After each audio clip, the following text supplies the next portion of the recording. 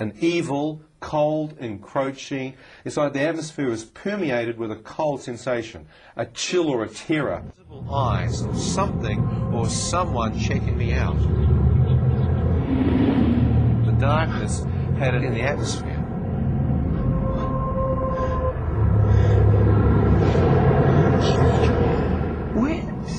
Where am I? Shut up!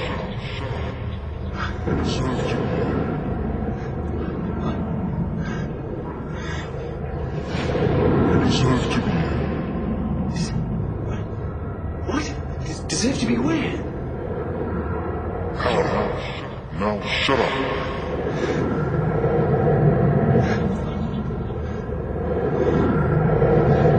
As I stood there, realized that I could actually be in hell. Then I felt my body begin to move. I was strapped to a gurney, but it was like my body began to float. And I'm floating through this smoke. And I'm going faster and faster. And I can't understand what's going on. And I begin to hear voices all around in the smoke. And the voices are crying.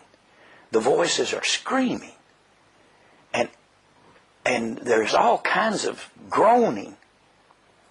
And then it's like I'm coming out of this smoke, like I'm coming out of a tunnel. And I'm looking down into what appeared to be the open mouth of a volcanic crater, like a burning lake. And I'm falling into this. I'm just going down into this, and I have no control. And the smell is awful, and I can't breathe, and my ears are full of these screams. And then, as I'm going down into this, I begin to look into the flames. And I begin to see people. I mean, there's thousands. There's too many. I don't know how many people are in the flames. And they're screaming, and their arms are flailing, and their bodies are rolling, and they're burning all over. They're burning like in liquid fire. But they're not burning up. They're just burning. And like a close-up lens on a camera, some of those faces loomed up in front of me. Their faces are screaming, contorted, and they're calling my name. Ronnie, don't come here. There's no escape. Hell seems to be a terrible place. Nothing that we will encounter in this world. But what do researchers say? Dr. Tony Lawrence from the University of Coventry. From my position in terms of transpersonal psychology, the psychology of spirituality, which would deal directly with notions of evil and of good, and of hell and of heaven, my perspective on what hell would be is that hell is not a place that you go to as such. Hell is more a condition or state of mind that a person has when they're ignorant of the possibilities in their life, the possibilities for love and joy and happiness, and of leading a meaningful life, so that in fact anyone at any one moment in time, by virtue of just being ignorant of their circumstances and of themselves and their place in the world, would literally be in hell. But it's not a place that you can go to, it's a state of being, for me personally. Yeah. We don't know what happens after we die. For sure, there's no objectively, hell isn't a planet on the other side of Jupiter that we haven't discovered yet. This is clearly a mental phenomena that happens to us when we die. It's real. The calculus is real. Mathematics is real. Love is real.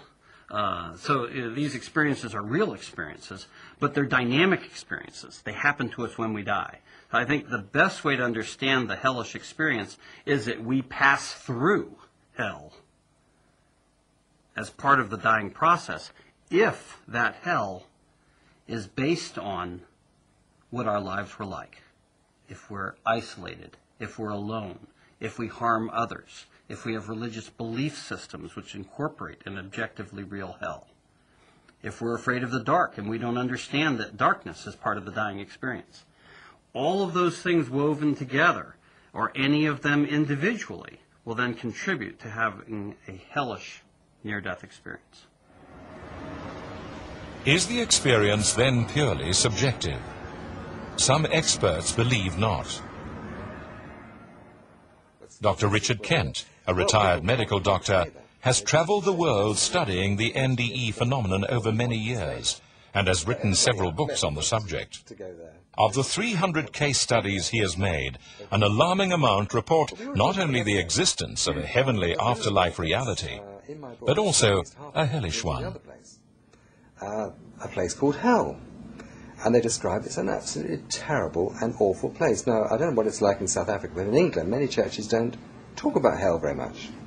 I don't know why. Jesus spoke about hell a great deal. He said it's a place to be avoided. Anyway, they describe hell as somewhere that's dark and oppressive. They also were told in the scriptures where it is. It's in the center of the earth. Now, people say, well, where do you get that from? Well, it's in the scriptures. Matthew 12 is verses 40 and 41, I believe. Jesus says, I give you the sign of Jonah. Just as Jonah was in the belly of a great fish for 3 days and for 3 nights, so shall the Son of Man be in the heart of the earth for 3 days and for 3 nights. Now, Jesus talked about hell, or the place of the departed spirits, at the time of Jesus, being in the heart of the earth. All right? So it's somewhere in the heart of this planet, I believe. Now, for example, in the Old Testament, the spirit of Samuel came up from Sheol, the Old Testament hell, and the sons of Korah went down to Sheol, the Old Testament hell. We're told in the book of Ephesians that one day every knee will bow, those above the earth, those on the earth, and those under the earth. So I believe it's somewhere down there. Now, they describe it as very hot, it's very unpleasant. There are demons there who are tormenting the people who go there. It says in the scriptures that Lazarus was in torment. It's just a horrendous, awful place.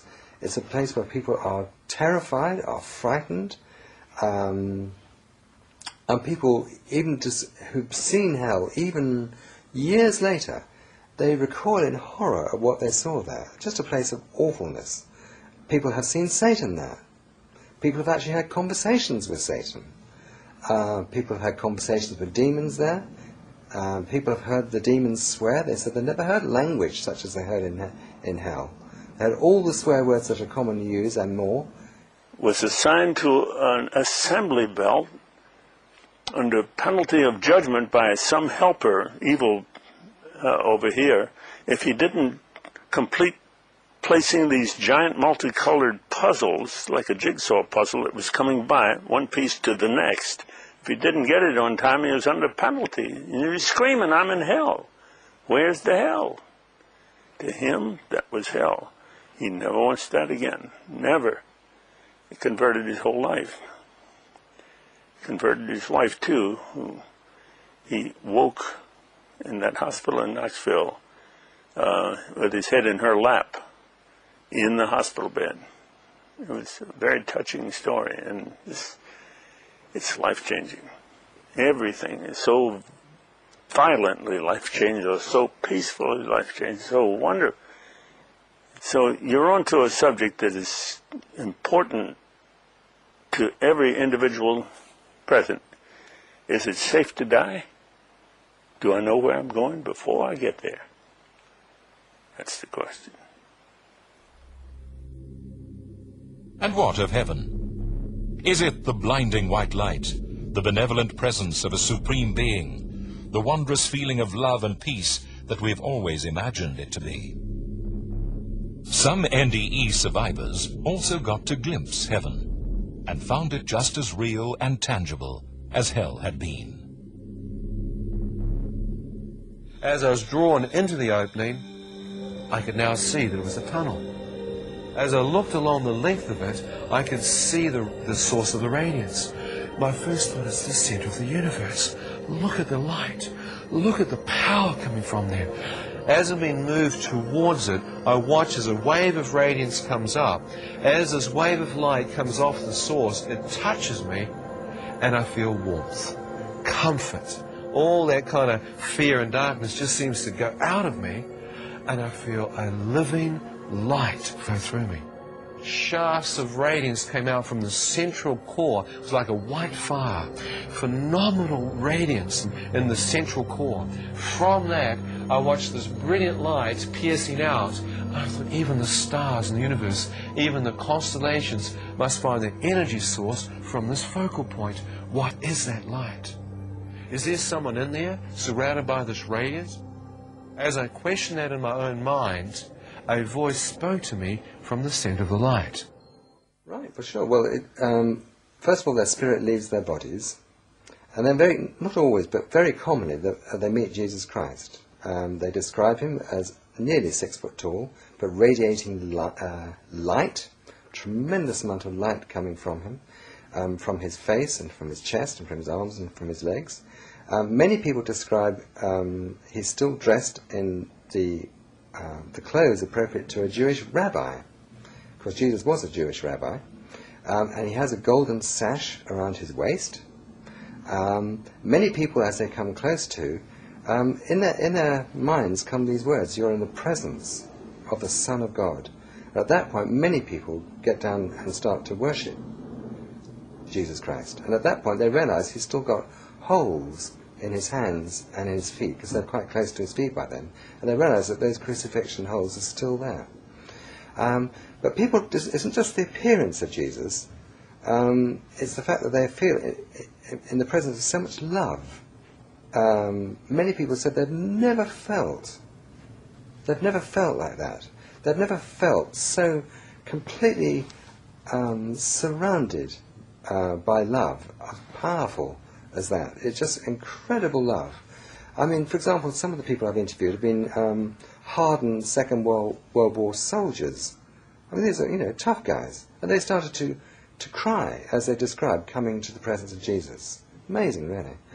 And then, of course, after that, people either go to heaven, not invariably, but many, either go to heaven or go to hell. Now, let's talk about the nice place. In heaven, first of all, they find themselves in their spirit bodies. They're looking down, and they're looking at bright white hands and bright white feet. In fact, the whole body is bright and light and white. They're different bodies. They feel young, they feel rejuvenated, they feel fully in control of all their senses. And yet, for example, Dr. Eby, he described, he said that his sort of reasoning power was greatly increased. His thought processes were much more powerful.